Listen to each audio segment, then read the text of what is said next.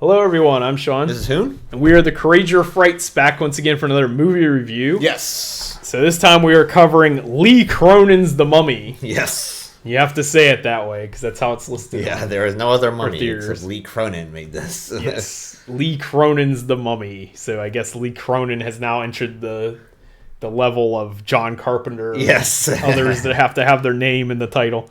Does this one have Brendan Fraser in it? According to Blumhouse's Twitter account, no, it does not. Where's Brendan Fraser at? Brendan Fraser is not in Lee Cronin's The Mummy in all caps.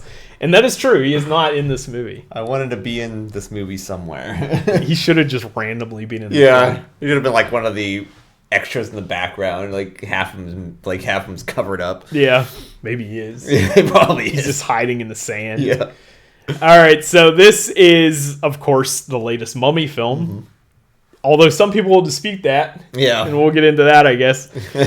But it is a Blumhouse production. It is not released by Universal. So this is much in the same vein as The Wolfman from last year. Although this is a much better film than that. Yeah, I'm just going to say that now. Was pretty weak. Go check our review on that. We were not fans. No. And also... The Invisible Man. The Invisible Man, which we're like okay with. Yeah, that wasn't too bad. Yeah, I'm fine with it. We watched that way later than when it came out. Yeah, I didn't watch an initial run. I don't remember how I felt about it, to be honest, but I don't hate it. So this one is the third attempt at Blumhouse redoing Universal Monsters. However, as I said, this is not a Universal film. Mm-hmm. So I think that plays into why these are so different than what people are expecting. Because the whole concept of this series of films may just be take the idea and do your own thing with it. Yeah, because I know Invisible Man did that pretty... I don't know, maybe, because that was more like futuristic. Yeah, because I do remember it being about a suit, technology that made the guy was like just... Yeah, because he was like stalking this girl or something, or like, I don't know if it was like his ex-wife basically Hollow Man. Yeah, it was basically Hollow Man. With a suit. And instead of injecting himself.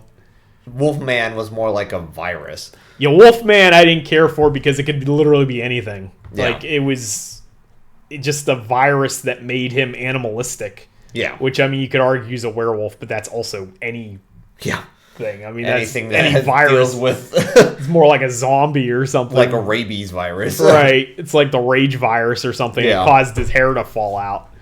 That was basically it. It was the mange virus. Yeah, the mange. So this one, much I guess in the same vein in the eyes of a lot of people, although I don't completely agree with it, and we'll get into that.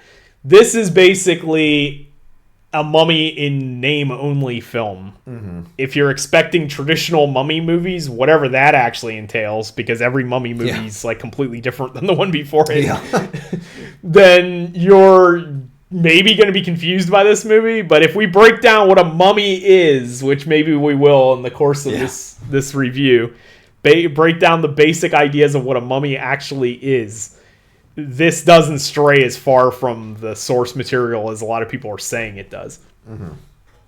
So it essentially is about a family, much like Lee Cronin's last film, Evil Dead Rise, is about this family that lives in Egypt. The dad is a reporter, and the mom is a nurse, I believe. Yeah. And they have two kids, and the one kid goes missing one day. And they don't know what happened to her. She's basically kidnapped, but they don't know who took her or... She's taking chocolates from a stranger. Yeah, somebody's giving her candy. With an unmarked van. Yeah, a white van.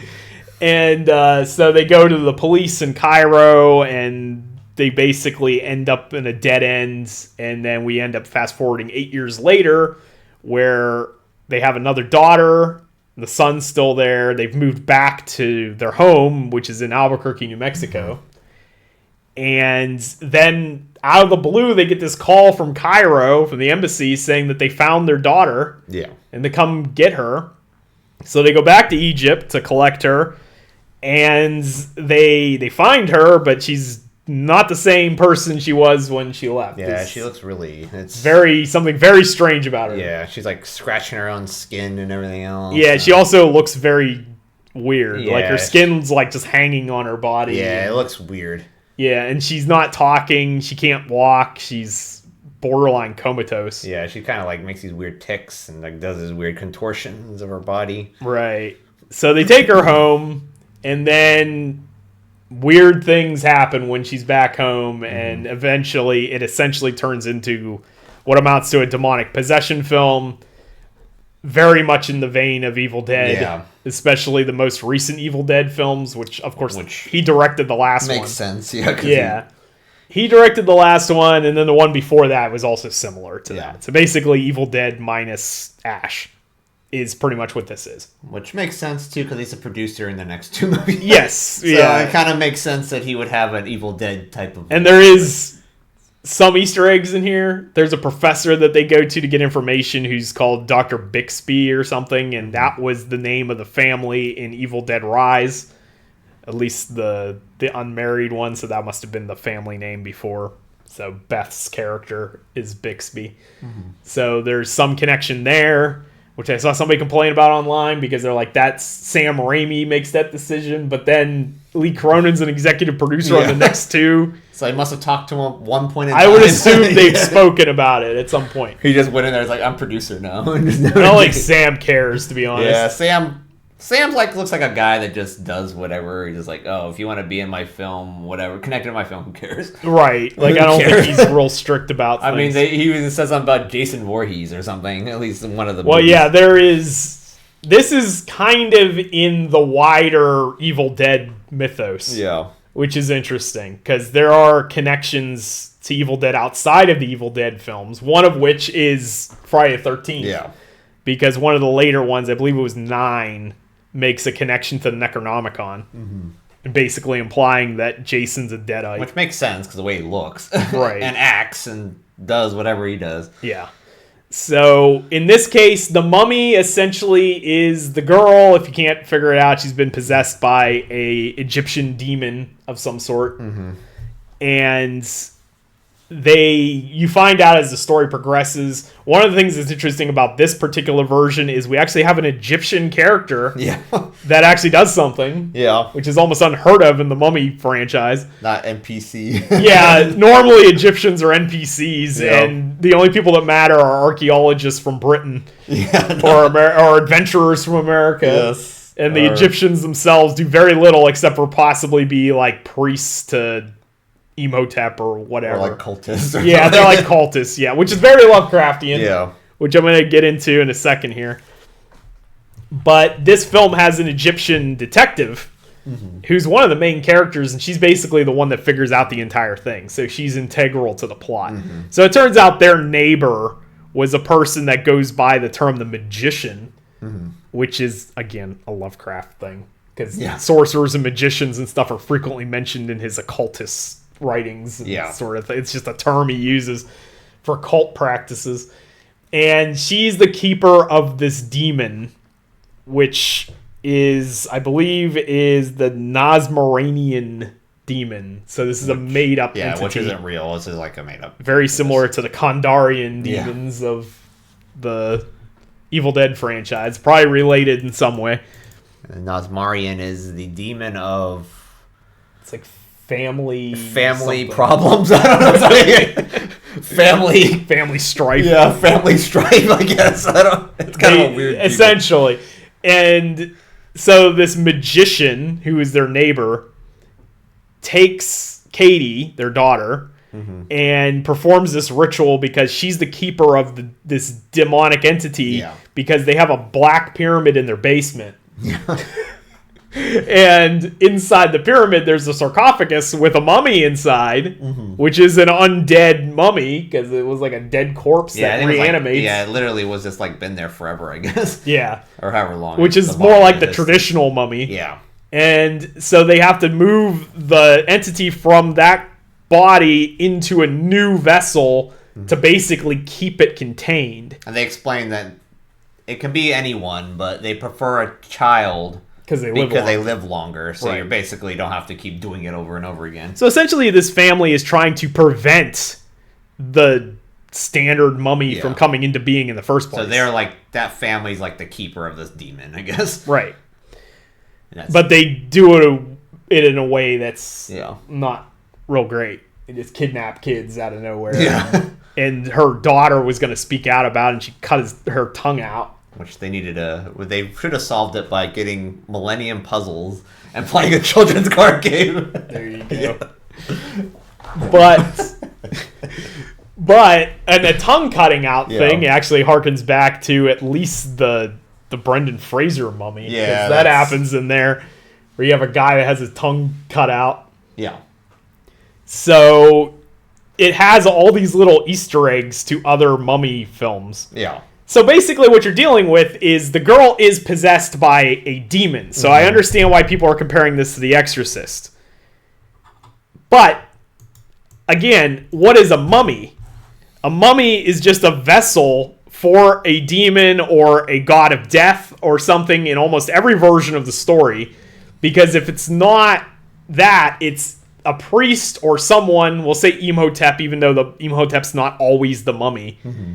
But Imhotep is the original mummy, and it's also the Brendan Fraser one, which people are most knowledgeable about. Seems like half the people out there think that was the first mummy movie ever or something. But in that case, Imhotep made a pact with a dark god or a demonic entity or something, and that's what is basically fueling him as the mummy. Yeah. The mummy itself is not really important compared to the mummy's curse. Yeah, it's just a vessel. It's a vessel of some sort. In this case, you need some being or something physical to be able to do stuff, but you don't really need it. So this little girl is the vessel for this demonic entity, and then they wrap her with the bandages, with incantations on the bandage in order to seal away the demon to prevent it from getting out and being free along the world. Yeah. And so she is wrapped in bandages and a vessel for an evil Egyptian deity. Mm-hmm. That's a mummy. Yeah. Like, she's a quintessential mummy. Yeah. It just does it in a very different way than what we've seen before. And the bandage thing is super gross and really well thought out in order to do that kind of visceral Evil Dead carnage. Yeah. Because the idea is basically they tightly wrapped her with the bandages. She's a child, so she's still growing. The skin didn't have anywhere to go, so it basically grafted over top of the bandages, which is why she looks so weird when they find her. Because there's a scene where she's like ripping her skin off. There's several scenes of that. Because she's like been trying to rip it off anyways, because she's trying to get the incantation off. Right, because it's trying to escape and get into the world. So, but the skin's over top of it, so you have to like go through the skin. Tear your skin off to get to the bandages. To get to the bandages. Yeah, it's really gross. Yeah. But it's something that Lee Cronin excels at. Yeah. And harkens back to Evil Dead Rise and the 2013 Evil Dead, for sure. Which he's pretty good at doing that type of stuff, so. So that's how they work that in. But in addition to that, if that wasn't Egyptian mummy enough for you, we have scenes where they go to a professor who plays an audio recording from 1923. So we're getting right to the heart of what the mummy was in the first place. Mm-hmm. Because the mummy, unlike a lot of other characters, isn't a literary character. It's not a folklore character. Mm-hmm. The mummy as a monster is not part of Egyptian folklore or mythology. It's something that's Hollywood basically invented in the 30s. Yeah, because I think that was during the time when Egyptology was like actually showing up, really? Yeah, it started. It was a thing. It's always been there. And maybe it's been popularized at that time. Yeah, I think they discovered Tutankhamun's tomb. Yeah, and that's when it became like in the mainstream. Because you had they always had King Tut's curse, which is that's an actual thing. Right, because the people who dug up the tomb ended up dying mysteriously. Probably because it's been sealed up. Yeah, it's bacteria. They're probably not used to the bacteria. Right, bacteria, the heat, stroke, whatever, series of things. Yeah, but it piled up, built a mythos around it. And Hollywood, and not only Hollywood, but pulp writers, so famous horror authors of the 1920s and 30s, like H.P. Lovecraft, wrote extensively about this sort of thing. They probably would have saw it and be like, that's kind of cool. I'm trying to make a story about it. So this is where my point comes in, that Evil Dead isn't so far removed from the Mummy. Yeah. In the case that if you go back and I watched the original Mummy movie, Boris Karloff 1932 one, yesterday before seeing this. And that movie starts with them finding a text in an ancient language, and then somebody's like, why don't we read it and see what it says? And everybody's like, no, don't do that. But then they leave the text alone with that guy, and that night he reads the passage, and it awakens Imhotep, awakens the mummy. Yeah. Who then causes him to go insane and die, and then the mummy leaves. Literally, he's in his bandages for less than a minute. Which, that insanity is a very... that's a Lovecraftian thing for sure. And and so... plot device. But if that sounds familiar to you as an Evil Dead fan, you might realize that people read from the Necronomicon in an ancient language, and it's an incantation that awakens some ancient evil. That's the same exact plot. Yeah. So, in a lot of ways, The Mummy is the 1932 equivalent of Evil Dead. Yes. So making an Evil Dead-esque movie out of The Mummy is not that much of a jump. No. And Evil Dead is very Lovecraft-themed. Obviously, Necronomicon was created by Lovecraft. Mm-hmm. And Lovecraft wrote a lot about Egyptian stuff. And he's famous for Cthulhu and Dagon and all that kind of stuff. But he also wrote about beings like Nyarlathotep, which is an Egyptian-themed elder god. And this thing is implied to be something far older than the actual Egyptian pantheon that we know of. Yeah. Because they say that it was sealed away 2,000 years before Jesus walked the earth. So that's 4,000 BC. Yeah, and then everyone kind of forgot about it over time because it hasn't been around. 2000 there was always a rumor that something was around. Right. So this thing was sealed away 4,000 years ago, meaning it had to have been sealed away by priests of the Egyptian religion that we know today. Mm-hmm. So in this case, in the original movie, it talks about Thoth and Set and all that kind of stuff. But in this film, it's more leaning into like a Lovecraft type thing where we're talking about unknown eldritch beings that predate the known world or whatever. So the Egyptian pantheon sealed away this thing that's far older and more primordial than that. Yeah. So now you're dealing with Cthulian mythos, which is tying it into Evil Dead. So in that case, it's very similar to Evil Dead, but it's not much of a jump from what they were doing in the original films. So, in a way... It makes sense, actually. Yeah. Kind of logical steps. In a way, it's more interesting because you're not demonizing an old pagan religion. You're demonizing something that doesn't really exist. Yeah, they made it up. So, in this way, you're basically saying that the old religion of Egypt was as correct as any other religion, and it sealed this crap away. Yeah. Because this was evil by any stretch of the imagination. It was going to family to cause familial strife. Which in a way is similar to Bagul, actually, from Sinister. Yeah, it kind of is. Which maybe that might be the same type of thing. It just which is another, I think, fictional being that was made up by Scott Derrickson. Yeah. So anyway, the idea, the whole point I was making with that was that Evil Dead and The Mummy, right from the start, are cut from the same bandage cloth. Yeah. So they're very Lovecraftian. Mm-hmm. Even if that wasn't the intent of the original filmmakers, they made it in the era that Lovecraft was writing. And I say Lovecraft, but all of the pulp writers of the day, from the Cthulhu circle to anybody outside of that. Just the writers of the time all had very similar themes. Mm-hmm. And you get a lot of Egyptian stuff in the late 19th century and especially after the 1920s. And this harkens back to that. You have tons of callbacks to mummies. She was mummified for 8 years. Yeah. So it's like, I don't understand how you can say this is not the Mummy. Like, it definitely is the Mummy. Well, that's the thing is, like, you don't have to be in bandages to be a mummy. No, but like, it's a quintessential mummy. Like, yeah, it's like, because Buddhists have, like, a thing where you can be mummies. They basically, it's like a slow process where they're alive and they mummify themselves by eating, like, resin.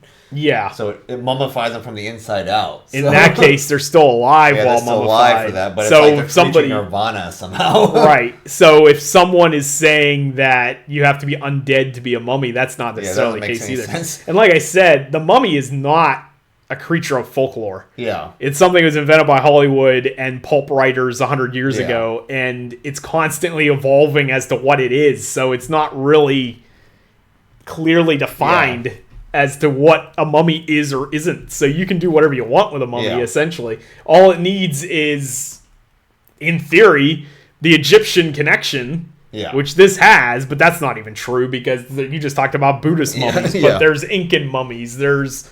I mean, even... the third mummy movie third mummy movie has a Chinese mummy. Right, so, like, they don't always... They have to be the same. There's a series of Mexican films in the 50s, I think it was Aztec mummy, so you could do whatever you want with the mummy. So anything that preserves a body, I guess. And this has been done before, too. I think there was a movie in 1980 called The Awakening with Charlton Heston, and it's about a guy's daughter basically being possessed by an Egyptian pharaoh or mummy or something, and he tries to figure out how to break the curse on his daughter, and it's like, that's basically this. Yeah, that's basically this, which that would be considered a mummy movie. Right. Because you have the ingredients are there. That's basically what we're saying. The ingredients are there. This is a mummy movie, but it's also a secret Evil Dead movie. So if you're a fan of Evil Dead, you'll love this, which I would imagine. That's one thing. Just looking at the reviews, like I don't really look at reviews before we do this, but it's kind of looking at Wikipedia. So they have reviews and stuff on Wikipedia, but that's what people are complaining about this being an Evil Dead movie. Yeah, it's like why? But I just said the Mummy and Evil Dead are practically the same. It's like background. Yeah, it's like why? Also, a mummy. The most basic form of a mummy is essentially a zombie. Yeah, with like a super zombie. A super zombie with enhanced powers. So like a Deadite. Yeah. For lack of a better term. I mean, do you really want to have them... Like, the mummy's already been done the way it's been done. Like, also, in the 30s. Bruce Campbell's most famous supernatural thing besides Evil Dead is Bubba Hotep. He went on to basically fight the mummy. I'd rather have something like this, because the mummy... You don't want to have, like, the 1930s mummy again, where they're just staring at the camera. It's like... Right. Is that what people wanted? Like, I don't understand. It's kind I don't think... what I've found is that a lot of people don't seem to know much about the mummy. Because most people seem to only talk about the Brendan Fraser films as if that's all there was. Like, we made the joke earlier, but there was a reason why. I think that's why Blumhouse kept constantly saying that Brendan Fraser is not in... Lee Cronin's The Mummy. And you had that many people asking all the time. That's a reason. Also, because that's happening. Yeah. There is a fourth Mummy movie in the works with Radio Silence directing that does have Brendan Fraser in it and Rachel Weisz. Again, a different type of Mummy movie. Where right, that's an adventure film. Yeah, with some horror elements. Right. But it is just an adventure film. It's like literally. It's like Indiana Jones with more horror. Yeah. Although Indiana Jones also has horror elements. Yeah, because that has like a horror background to it. Right. I mean, Ark of the Covenant blows up people, melts people's heads. Yeah. You've got this Temple of Doom is definitely horror. Yeah. People getting their hearts ripped out and stuff with a cult. Yeah, the cult. That's very Lovecraftian as well. Yeah. So it's, I personally think that this is a mummy movie in more than just name only. Yeah. They also, in their defense, they never really marketed this as a mummy film besides the title. Yeah. Because the whole tagline is what happened to Katie. Yeah. That's all. They kept talking about Katie. Because they're like... And the trailer just showed a possessed girl. Like, it didn't really have any of the Egyptian elements in the trailer. That happened to be like a sarcophagus at the time. Yeah. Or at least, I think I remember the trailer having something like that. Right, I think they mentioned that, but they didn't talk about any of the other Egyptian elements, of which there are many in this film. And it would kind of make sense with the gore. People complain about the gore. I know that's one other thing people complain about the gore. Yeah. It's like, it makes sense. It's like it's a decomposing body. It literally makes sense. It makes sense that it would be gory, and the mummy is very gory for what it is. Yeah. Like the Brendan Fraser ones. The mummy walks around and like desiccates people. That's true. He's sucking them dry. Isn't like that the first scene where he's like walking out and he's kind of like a skeleton man? Right. It's just it's hokey because the graphics of the day were kind of goofy. Like a PS2 graphic. Yeah, and it was PG-13. Yeah. But the themes are very gory. Yeah. Plus, it's scarabs. They crawl inside your skin and eat you from the inside out. That's pretty horrifying. There's plenty of potential for gore fest. Yeah, and it makes sense in a mummy movie. Yeah. So, and then this has been, I don't know what number of mummy films this is. It's probably like the 20th mummy movie or something, because there was like 5 from Universal back in the 30s and 40s. Mm-hmm. Then Hammer made a few from the 50s to the 70s. And then it passed back to Universal. Plus, there was these other ones like that Charlton Heston thing I talked about. The Tom Cruise one. And then you had the Tom Cruise one, which I honestly don't think is as bad as everybody says it is. Yeah. It's a fun adventure movie. So that's your Brendan Fraser movie. Yeah, pretty much. Yeah, that's the Brendan Fraser. That one movie. You can compare to Brendan Fraser because it's an action adventure movie with horror elements in it. It just tried to do this MCU thing. That's the one where, isn't that the one where Tom Cruise breaks his leg or something, or was that different? No, that was in a Mission Impossible. Yeah, it was a Mission Impossible. He does get his leg cracked pretty good, but he in real life didn't break his leg on that one. It was the one that he has the plane crash and he has the hilarious. And then they cut it from the film. Wilhelm scream. Yeah, the new Wilhelm scream. Yeah. That's cut from the movie. It's only in the trailers, which is the greatest tragedy of that film. Yeah. So, anything else you want to add about Lee Cronin's Mummy? I enjoyed it. I mean, I don't know why people were like the reviews, at least the critics' reviews. I don't know how the actual. Well, it's one of those things that's broken where the critics think one thing.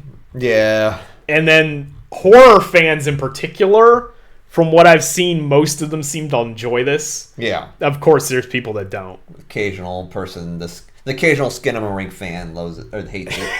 The Skinamarink fandom. Skinamarink fandom hates it. Yeah. That's like we're declaring war on the Skinamarink fans. Yeah. All 4 of them. Yeah. But this, like I said, if you liked Evil Dead, you'll love this. Yeah. If you like Evil Dead, if you want a visceral, gory horror movie that weirdly doesn't have that high of a body count at all, but it's very gory. But then again, most demonic possession things don't have a high body count. It's like definitely a gore fest for sure. Right. But the only thing I didn't like was some of I don't like orchestra things very much. There's a lot of this. There was a couple weird fake out jump scares. Yeah, it's kind of like they did do that a couple times. It was also a part I thought was weird is the part that her whole body's got bandages inside. Mm-hmm. And no one thought that was weird. Yeah, I know. Like no one in Cairo noticed that. Yeah, in the hospital that her skin's just kind of hanging there. They didn't bother to try to check that. It's like why is there bandages? Also, there's a part that is one of the parts that everybody's talking about, but they're trying not to spoil it. This is a spoiler review, so yeah.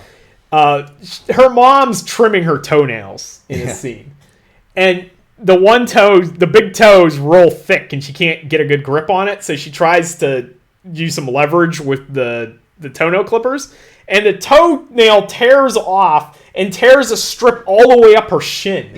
Of skin. Yeah, and she's a nurse. Yeah, and she didn't think anything. Yeah, she's like, that. Oh, whatever. She wasn't like, why does my daughter have bandages under her skin? Yeah, unless it was like so shocking that she didn't notice.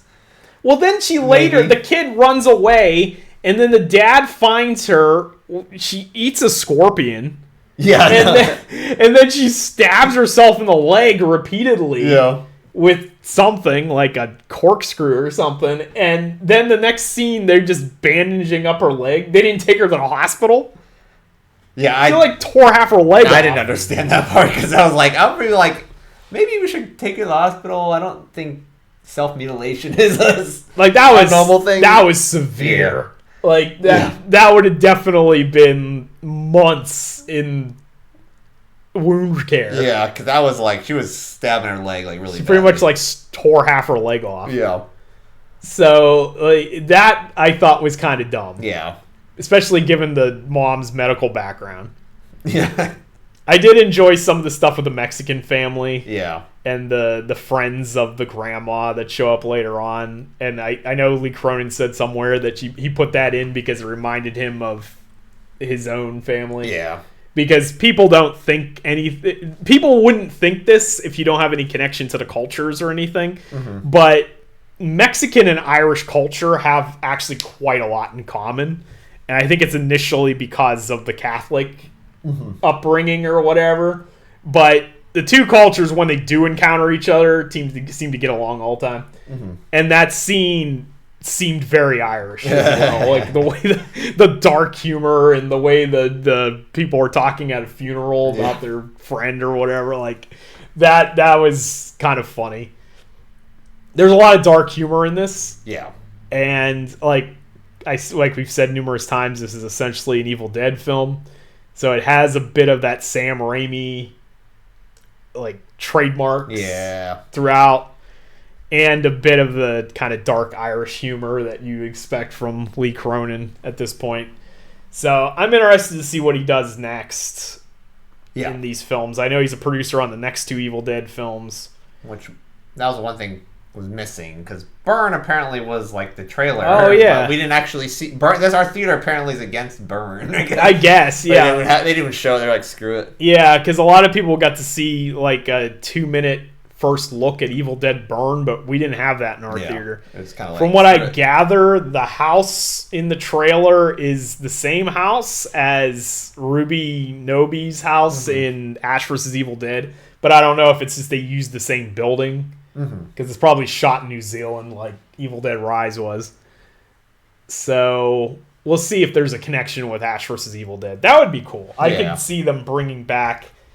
Obviously, Bruce Campbell's not going to come back for any of these things because, like, if you don't know, he had a cancer diagnosis recently. Yeah. So I think he's kind of done with the Ash character. At least right now, I guess. Yeah, I don't think he's coming back for this particular thing. Yeah. So maybe a voiceover here and there. Yeah, he might do. But like, he can do like a voiceover or something. He might eventually do something like that. Not like actual in character. Right. I mean, he is like how old is he's he? Close to 70. He's not that old. Yeah. But he is going through that right now. So I don't think he's ever going to come back.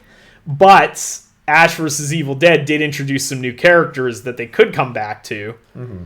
And particularly Kelly would probably work in something, and Pablo and like those type of things. And that would be a way of bringing back that old style Evil Dead humor, because those two were very similar to Ash's humor anyway. And Ash is actually removed from the story at the end of Ash vs. Evil Dead anyway, because he gets sent off into the far-flung future or something, and so they're alone without Ash to begin with at the end of that story arc. So they could bring them back down the line.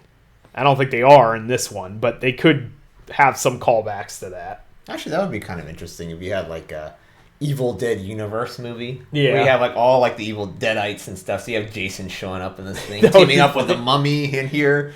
Well, I think Jason's owned by New Line Cinema or something. I think if he is, then he probably could use them.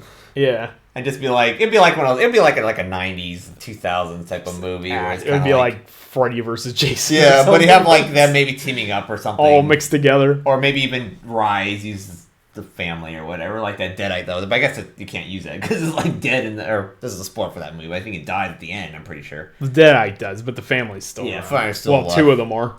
Yeah. Yeah. Something along those lines. Well, I don't know. Maybe I don't know. It could work probably, but it could. I think they've been setting up something like that for a long time. I know how Burn is and Wraith or whatever the other two. Wrath. There was talk years ago that the 2013 one was supposed to be setting up some kind of connection. Oh, okay. Because the person that survives at the end, the one that's essentially the Ash of that film. They were going to say that there was some kind of connection to Ash. Which is why at the end of that movie, there's a post-credit sequence, and it's just Bruce Campbell saying groovy. Yeah, groovy. Even though he has, like, nothing to do with the film. So, like, they could bring that back. I could see some multiverse thing going on with Evil Dead. I just don't know if they want to go that route. Yeah, because it would be interesting. It'd be like a super Deadite film. That'd be like probably the grossest film in existence. Yeah, pretty much. Because you would have, like, it could probably even use what's her name from the first movie or whatever, like the first Deadite you see. Oh yeah, But I guess you'd have to, like, because all these characters are dead, so I don't know how you would have to do that, but... Well, yeah. But there's also time travel in that universe and stuff, too. So there's all kinds of wacky stuff. If they really wanted to go that route. And they could go and fold in this other stuff. Yeah, like because if he says it kind of is like it, so just putting the Mummy in. Ironically, apparently, Lee Cronin turned down a sequel to Evil Dead Rise to make this. Yeah. It was essentially an Evil Dead movie. Yeah. So, to make an Evil Dead movie. He turned down an official Evil Dead movie to make an unofficial Evil Dead movie. So that's an interesting choice. Yeah. But anyway, I think we're going to wrap this up because we're not even talking about this movie anymore. Yeah. I would recommend it. As a horror fan, I say go check it out. Yeah. If you're on the fence about it. If you're an Evil Dead fan, you probably definitely if you're an Evil Dead fan, definitely check it out. Even if you're a Mummy fan, you probably might find some stuff you like.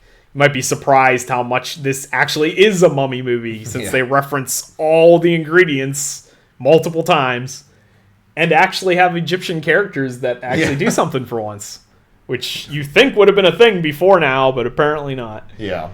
So anyway, that's our review for Lee Cronin's The Mummy. If you like this, give us a thumbs up. Consider subscribing for more like this in the future, and you too could feel the strength welling within. See ya.